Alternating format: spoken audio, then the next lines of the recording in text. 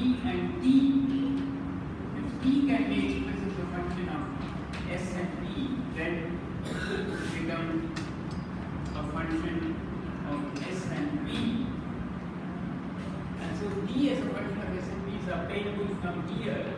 What is the condition that must be that is sufficient for this? T to be expressible as a function of S and P, from S expressed as a function of B and P. What is the condition from yesterday? The invertibility condition would amount to what? ds by dt is not 0. We know that ds by dt is actually Cp by T. So when weak capacity was assumed to be positive in all of classical thermodynamics, it turned out to be a condition of stability later. So it's not an unreasonable assumption. So once we have that, so T equal to T of Sp is in fact positive. Right? And plus, we also have dt by dx 1 over and dt by dt into minus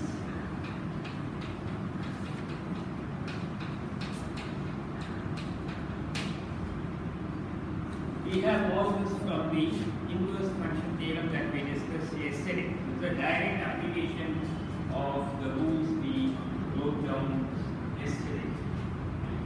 So now we can then go to here and we can apply the what we want a derivative to be with respect to S and B. So clearly from this it's easy to show from the general chain rule that I wrote yesterday.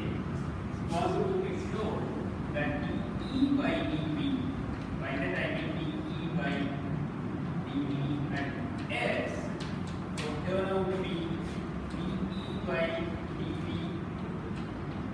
at T plus dE by dE times dE by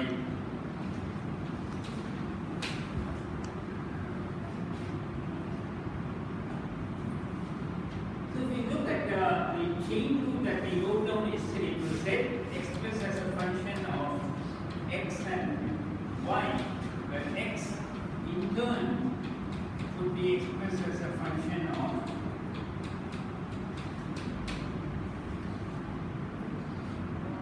so what this means here is that under the formula was that dz by du at B is actually can be compactly written as and so on. So here what the x domains as it is not transformed at all. You can simply say that this is simply replaced by x equal to x. Right? So if you look at the general formula, we give this as well. So we have Zx that would be dE by dV with the derivative of x, the original function, times dx by du, which is simply dx by dx, which is 1. It follows as a special case of the general formula that we wrote. What about this? This is actually y, an analog of y, that expression. Now y is transformed into a new variable which we may call as let's say u, and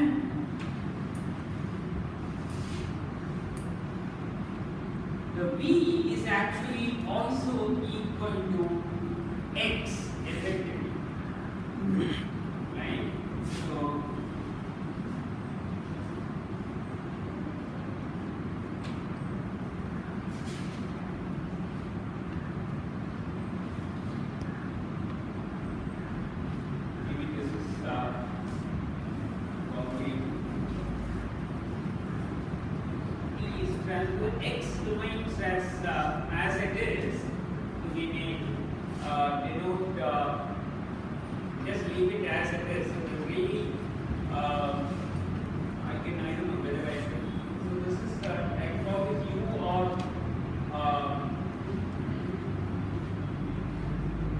out u and this could be v, let's say, in that expression. This is not to confuse with the specific volume. So what is the second term? Say dE by dt times dE by dV. It's actually easy to write the expression rather than worrying about the general formula and try to derive it. So you need to have, there are two terms in each one of this. So there are two terms basically in the chain, and each term is a product of two factors. The product is such that we have the original derivatives and then the derivative of the transform function in terms of, so you have these two terms coming in. These are the original derivatives and these are the derivatives of the transformation associated with the transformation. And clearly if I want derivative with respect to u, that's what would come in here. Right? So if I want to write, for instance, it is said by dv and fixed u, again I get zx, but now the derivative with respect to again z y, but now the y will have to be differentiated with respect to v. So I look at this here, so dE by dv would appear and it's simply multiplied by dV by dV because that's not being transformed at all. So you get 1. And here I'm getting dE by dt times dt by dV because I want the derivative with respect to v. So what is the formula for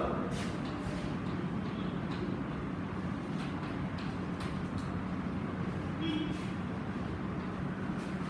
by ds at v?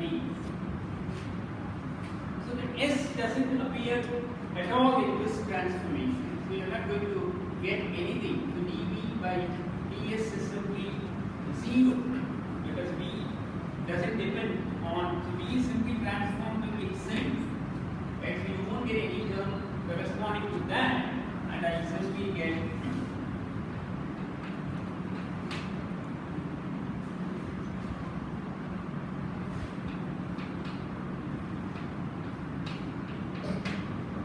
times dE by ds.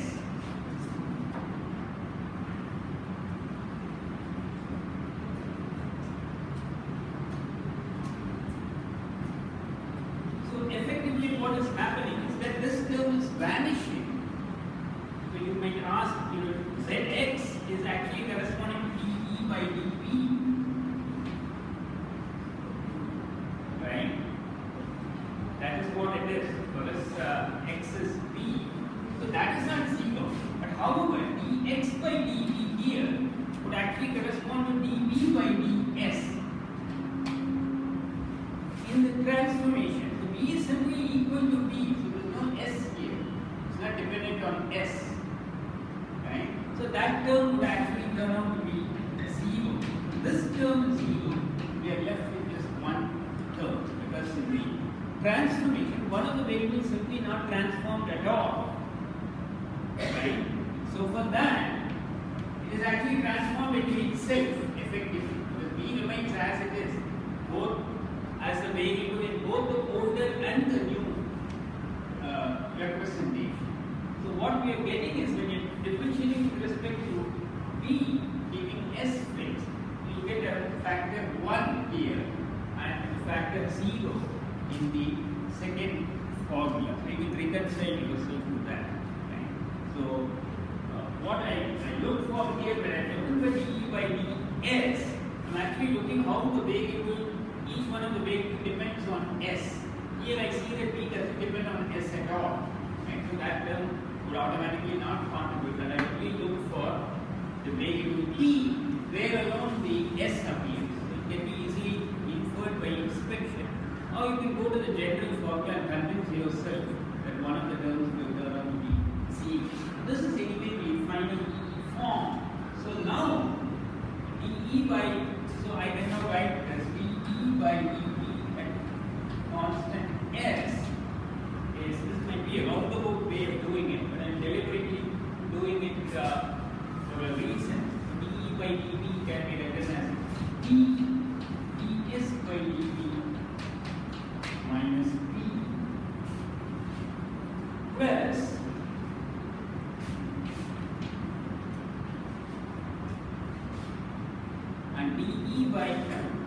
dt times dt by dv. dt by dt is just t ds by that I have, right? And dt by dv is I'm going to write this from here minus ds by dv and t by ds by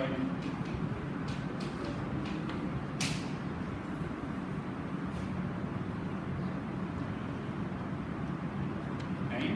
So you can clearly see that this will cancel with this. Then I have t ds by dv and then I have minus t ds by dv. So the final result is simply equal to minus p.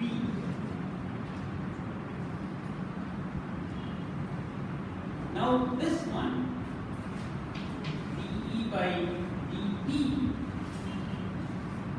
right, is simply t ds by dt times dt by dx, and clearly dt by dx is simply the inverse of ds by dt. This product simply becomes 1, and then I get dt by ds at t is t. So I have now E equal to t of st, and then dE by ds at t is equal to t, and dE by dv at s is equal to minus p. And so I can write this compactly as d is equal to ds minus t dv.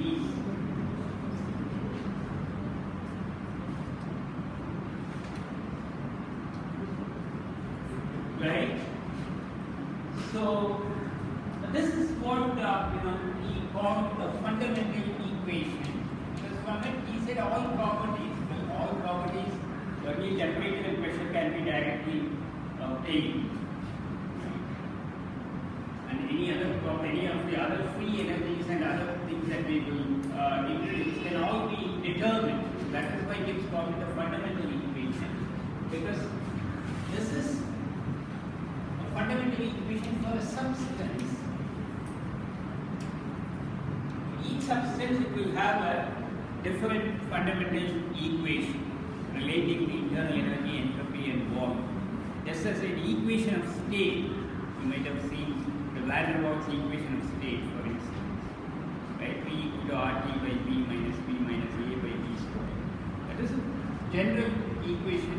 You can model many substances using that.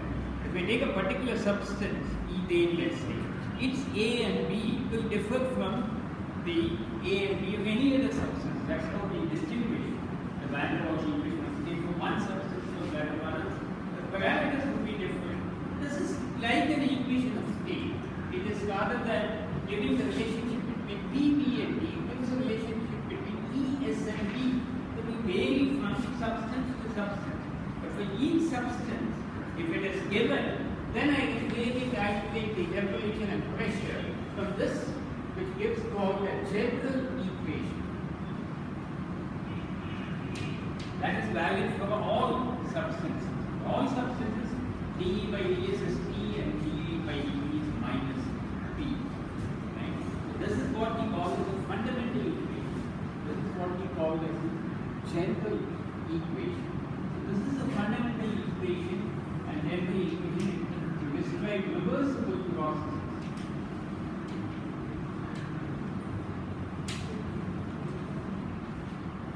To explain why Gibbs thought this as opposed to this, which is directly available, you can now have to distinguish between this versus B is same here. So S and T are the differing variables, the two representations. Right? So I have shown that if you are given this, then I can get T by simply differentiation.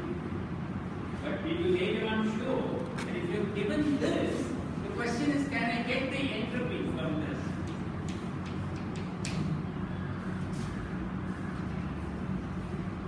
Right? It's possible to show that we cannot get the entropy uniquely from E given as a function of D and T. It will become clear when we discuss further on the nature of the fundamental equation. I will explain that later when it becomes very clear why E expresses a function of volume and temperature is not a fundamental equation. That would mean that we cannot get all the properties from that. Right?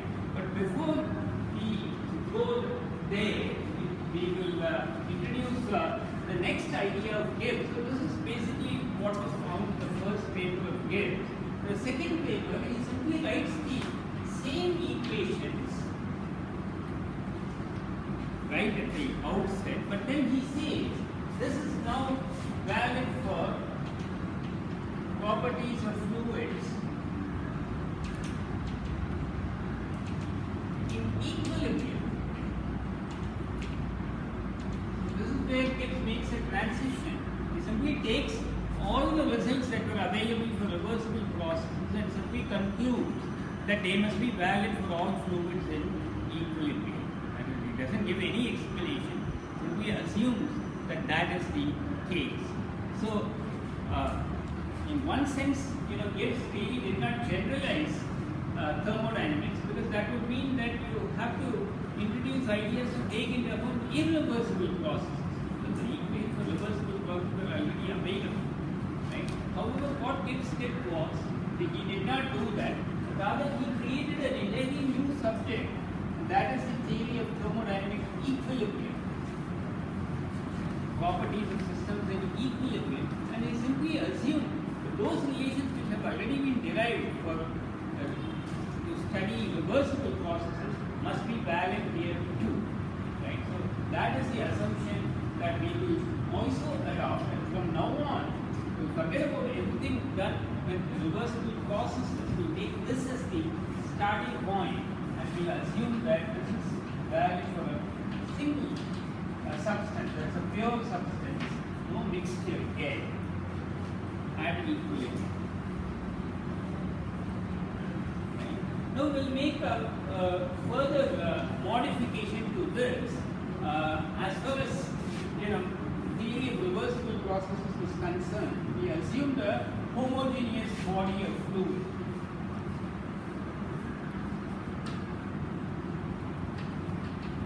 That means uniform. Temperature, pressure, all properties are uniform. No density or temperature or any gradients within the system. Right? So this would correspond to the internal energy of a fixed mass of fluid.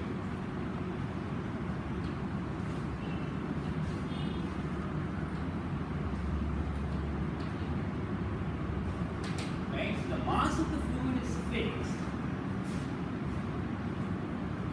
And so this would correspond to the internal energy of that fixed mass of fluid. Maybe 1 kilogram, 1 gram, whatever, but it is fixed. This corresponds to the entropy of that mass of fluid. This corresponds to the volume of that mass of fluid. These are all what are known as extensive properties. We have been considering different amount of fluid. So then these quantities E, S and B would also vary. Right? We can consider 1 gram as opposed to 1 kilogram of a substance. Internal energy would definitely differ, be scaled by that. The system remains uniform. Right? So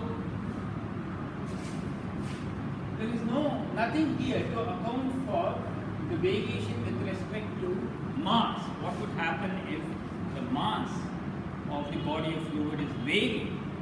Right? So what we will do is we will adopt the similar equation, but we will instead replace the E. So when we are talking about equilibrium, we are still talking about a homogeneous body of fluid.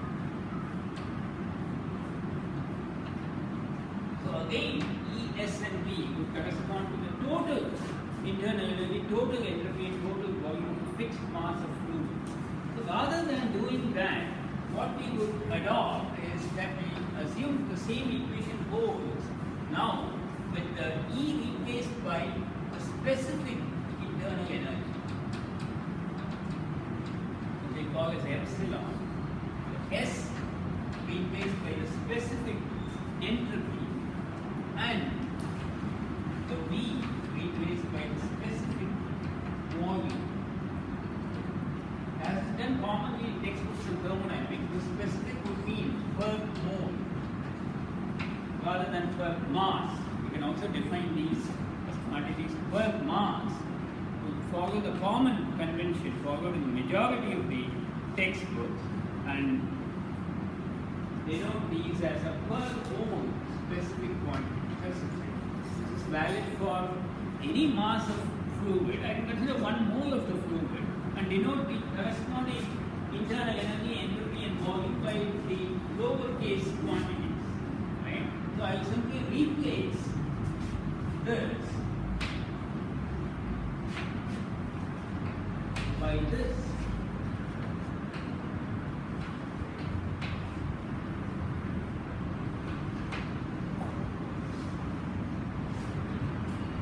We'll find it later on that this is convenient from many points of view, because actually if you look at strictly the properties of a fluid, so if I have a tank of water and then I take a small cup of water from it, the same temperature and pressure, clearly the essential properties like density and so on, you can ask what is the density of water.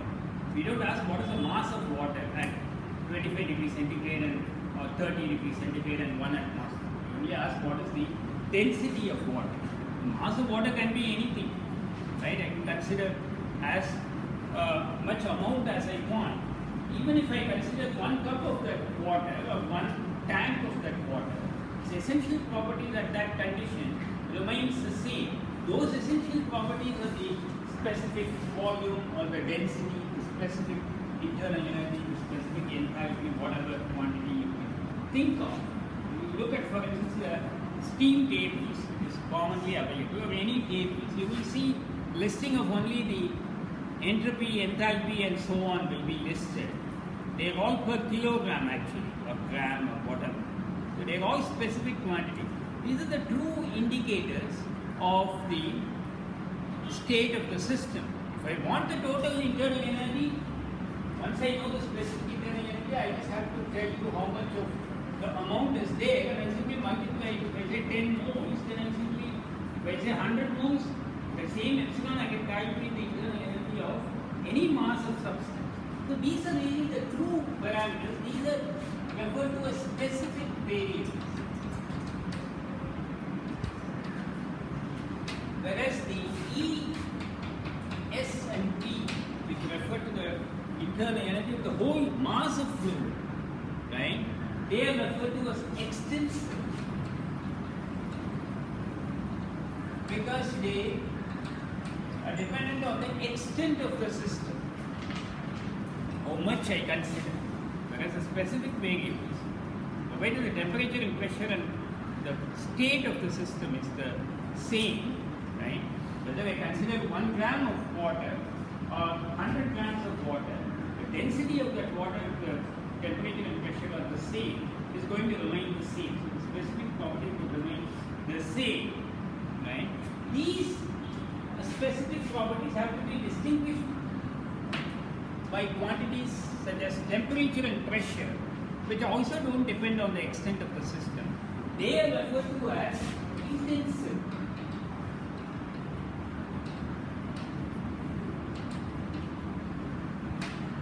They have to be distinguished from the specific variables because the specific variables have a relation to a corresponding extensive variable.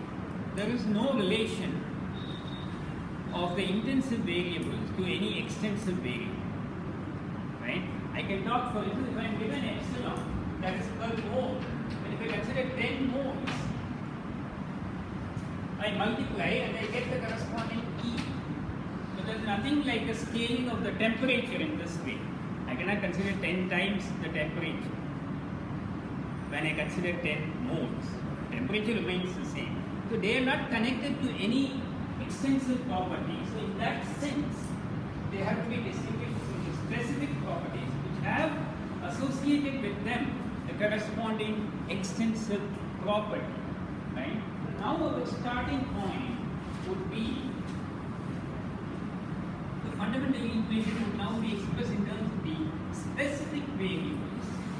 And the general equation would be given by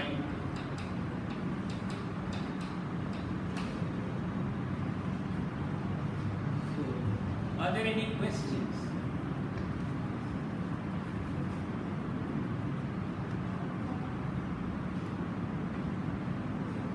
No, the question that I will pose now, given that we have sort of accepted this is a fundamental equation, then all properties of the fluid and equilibrium can be computed from that, right? When integral energy is given as a function of entropy and volume. But however, we have already seen, if you look at this, from a practical point of view, certainly the volume and temperature are more convenient to specify and measure and deal with than the entropy and volume. The volume is the same. As opposed to temperature, certainly entropy is a more obscure variable, not easily accessible to determination experiment, right? So now I can ask, suppose let us say I want to retain the B and P, or the D and P, but I want a fundamental equation, right? Clearly it cannot be E, it has to be something else. So what should be that variable? So that when that is expressed, let's call that variable some A. What is that variable A? So that when A is expressed as a function of T and B, it continues to be a fundamental equation. Even more important is a convenient set of variables for temperature and pressure, which are easier to manipulate and measure and so on, control, right? So I want the qualities associated with the fundamental equation, but I don't want to deal with S and B because I'm not inconvenient to B. But let's say I want to have E and P as the independent variables. Then I can ask again, what should be that function in terms of which, or which when expressed in terms of T and P, also is a fundamental equation. To understand that, we move away from two variables and restrict the discussion first to a single variable, function of a single variable.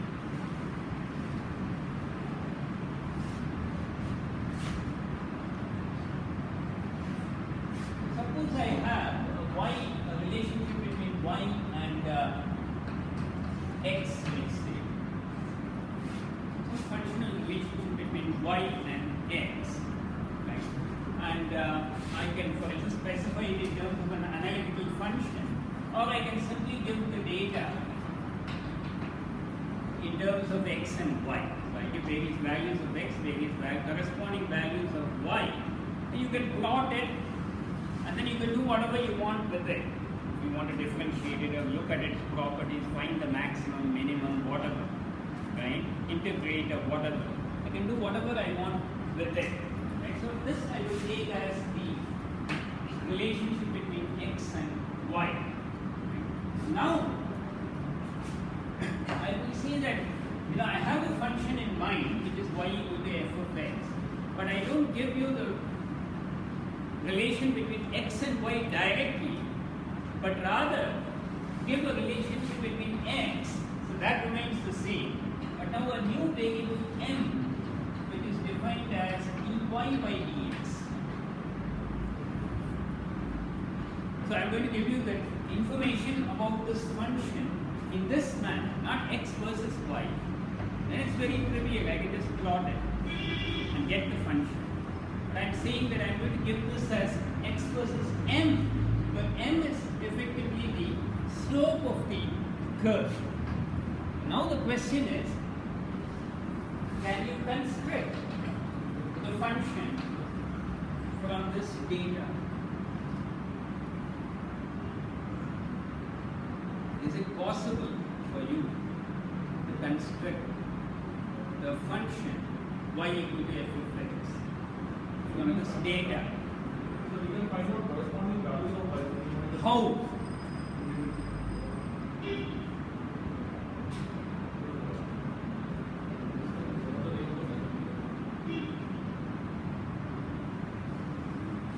Is it possible or not uniquely to find the function? Is there a unique, because I have a specific function in mind, so I know what this function is, but I don't give you, I calculate the slope at every point and then give you that function, right? In terms of x versus n, right? So I know what the function is, but I give you the data in this and I'm asking you to construct that function that I have in mind. Is it possible to do or not?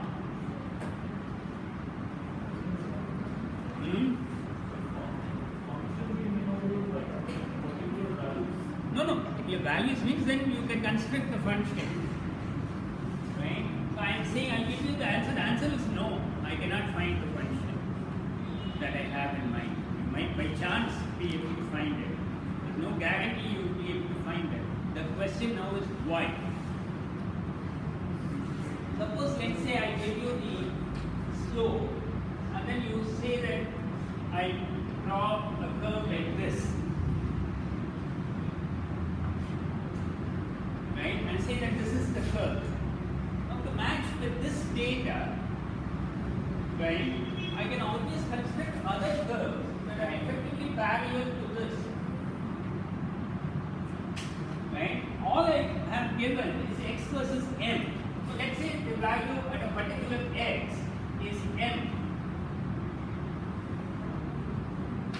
It has a certain slope. So let's say x1 and the slope is m1.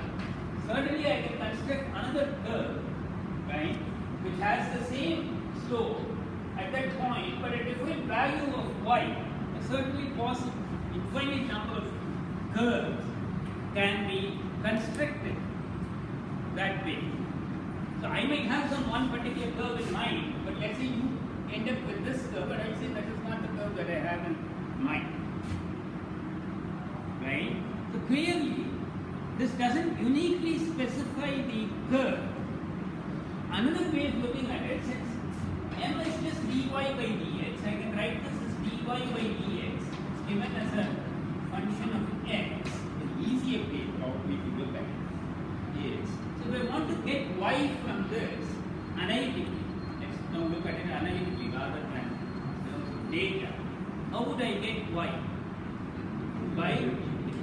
By what process? Integrate. So I can write this as y is equal to integral of m of x dx. But that's not all. What is missing? The constant of integration is missing. If I want to find the constant of integration, some other data must be given, maybe another point on the curve, like what we call as an initial condition. But if you have, this is a differential equation, very simple differential equation. You know that to solve a first order differential equation, I need to give something called an initial or a boundary depending on what the x is physically. I need to give that before I can fully construct the function, right? That is not given. So simply from data of x versus m, you cannot construct the function uniquely. We construct one function that matches with the data that is given. That is not the only function, right? You cannot construct it uniquely. Now we can change it. Let us say I retain m. Now I change the data. Rather than giving x, I give you the values of y at every point.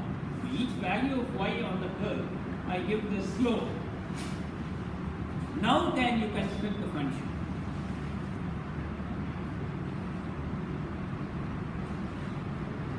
So m is given as a function of y.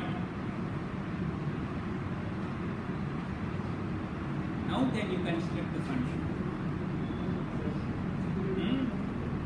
Yes. Yes. no?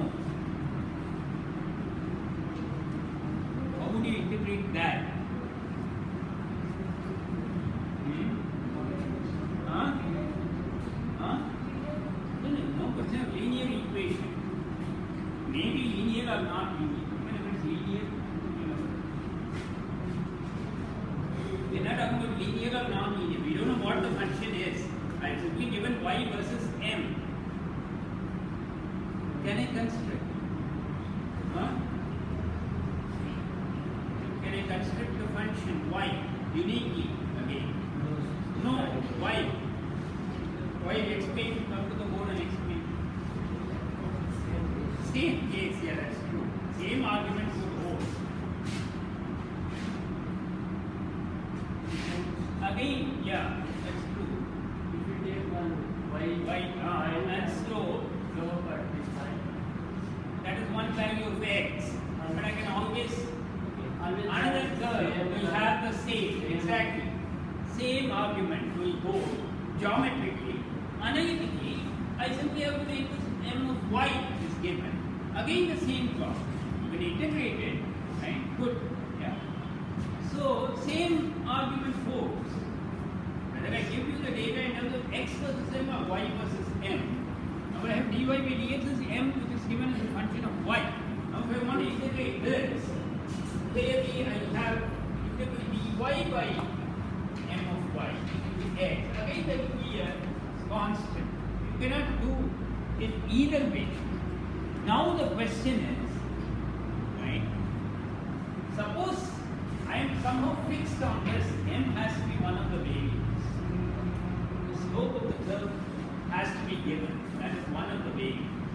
Right? But now I can ask what should be this variable so that I can construct the function y uniquely.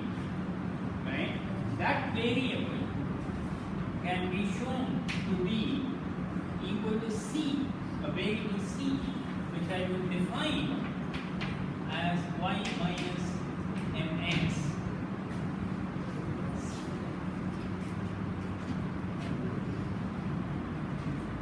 It's not a straight line, but I'm defining a new variable.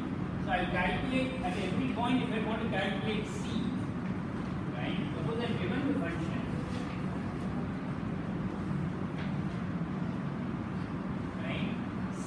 Can be easily shown to probably be the y-intercept of the slope, because actually the slope of the line is m, right? And you can easily show that this is the value of c corresponding to a particular point, right? You can easily prove to yourself. Analytically, I'm just defining a new variable, right? Which is y minus mx. So, when given the function, certainly I can construct c, right? When given the function y versus x, I go to a point, calculate the slope, and calculate y minus mx. Forget about whether it's an intercept or not. I can calculate that. That is a variable I am defining. Now, suppose that variable is given as a function of m, right? The question is, can I construct the function? I will now prove that it is possible to construct the function. For that I need an important result. That is a derivative of c with respect to m. Okay, so I have c versus m. So c is y minus mx. Right? So this has to be expressed as a function of m. So I'll do it in a somewhat roundabout way. So y I know is a function of x directly. So if c has to be expressed as a function of m, then y also has to be expressed as a function of m. So then x has to be expressed as a function of m. And then I have minus m, which is already a variable that I want. And clearly x has to be expressed as a function of n. This is what I have. So I want to take a derivative, and I have to express each variable in terms of that quantity, right? So now I can differentiate dc by dm. Okay, I calculate the chain rule, we dy by dx times dx by dm, right? Then this would be minus m times dx by dm. Then minus again the product, I have to differentiate twice, minus x times what? Minus x times 1. If derivative of m with respect to itself is 1. So what is this equal to?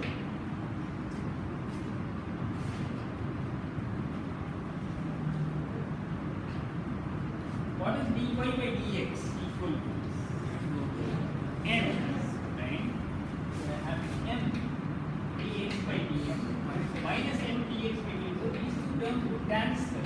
So I get this important relation that dc by dm is minus x.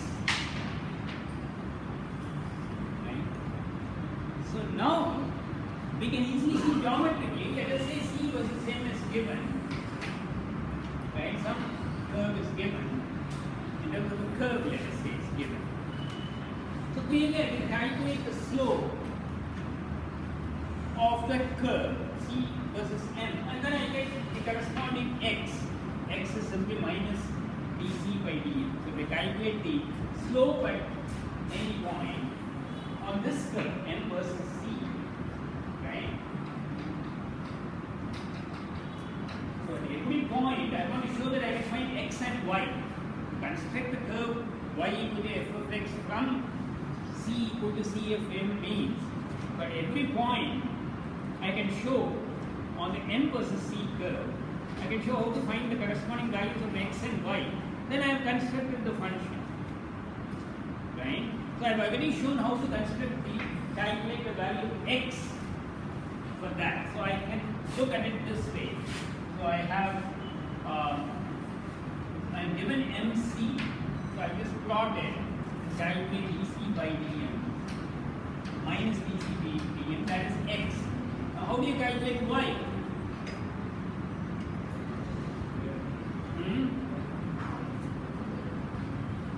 Y is equal to